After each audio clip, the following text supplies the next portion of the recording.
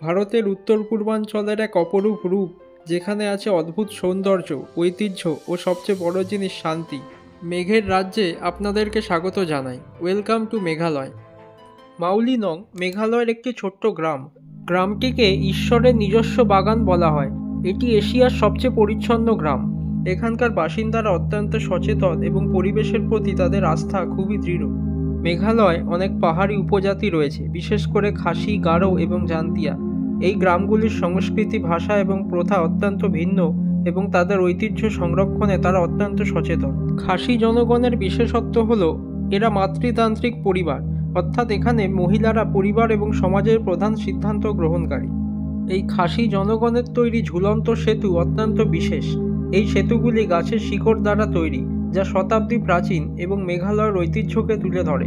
সেতুগুলি বৃষ্টির জল প্রবাহের উপর দৃষ্টি রেখে তৈরি করা হয়েছে, যার ফলে সেতুগুলি আরও শক্তিশালী ও স্থায়ী হয়ে উঠেছে। মেঘালয়ে অসংখ্য জলপ্রপাত রয়েছে।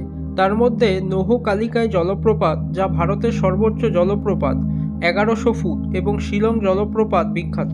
মেঘালয়ে প্রচুর অর্গ্যানিক ফল পাওয়া যায়, যেমন কমলা, আনারস, পেঁপে, ম্যান্ডারিন এবং আরও অনেক কিছু। বিশেষ করে এখানে উৎপন্ন স্ট্রবেরি খুবই জনপ্রিয়। মেঘালয়ের সোহরাইট পাহাড় অঞ্চলে পৃথিবীর অন্যতম বড় মাটির শিলা গুহার সন্ধান পাওয়া গেছে। এই গুহাগুলি পর্যটকদের জন্য একটি গুরুত্বপূর্ণ স্থান হয়ে দাঁড়িয়েছে। মেঘালয়কে আসমানি বৃষ্টির দেশ বা ল্যান্ড অফ ক্লাউডস বলা হয়, কারণ এখানকার চেরাপুঞ্জি এবং মাউলিনং পৃথিবীর অন্যতম বৃষ্টিপ্রবণ স্থান। চেরাপুঞ্জি থেকে প্রায় 16 কিলোমিটার দূরে অবস্থিত মৌসিনরাম। এখানে 1985 সালে এক বছরে সর্বাধিক বৃষ্টিপাত রেকর্ড করা হয়েছিল, যা ছিল 11,877 মিলিমিটার। মেঘালয়ের চেরাপুঞ্জি নহকালিকায় জলপ্রপাতের আশেপাশে অনেক পুরনো গাছ ও উদ্ভিদ আছে, যেখানে কয়েকশো বছরের পুরনো গাছ এবং অদ্ভুত প্রাকৃতিক দৃশ্য রয়েছে। মেঘালয়ের গারো সম্প্রদায়ের জনগণের মধ্যে ডোগা নামে এক ধরনের প্রাচীন নৃত্য ও সাংস্কৃতিক অনুষ্ঠান প্রচলিত। এটি তাদের সামাজিক জীবন ও ধর্মীয় বিশ্বাসের সঙ্গে গভীরভাবে সম্পর্কিত। এখানে হিমালয়ান ব্ল্যাক বিয়ার, মোরাল ডিয়ার ইত্যাদি বিরল প্রজাতি প্রাণীর দেখা মেলে। এছাড়াও মেঘালয়ে রয়েছে অনেক বন্যপ্রাণী অভয়ারণ্য, যেমন নংখাইলেম ও গারো পাহাড় বন্যপ্রাণী অভয়ারণ্য। এখানেও অনেক বিরল প্রজাতির পশু, পাখি এবং উদ্ভিদের দেখা মেলে। সবশেষে বলবো শিলং, যা মেঘালয়ের রাজধানী, একটি পাহাড়ি শহর, স্কটল্যান্ড অব দ্য ইস্ট নামে পরিচিত।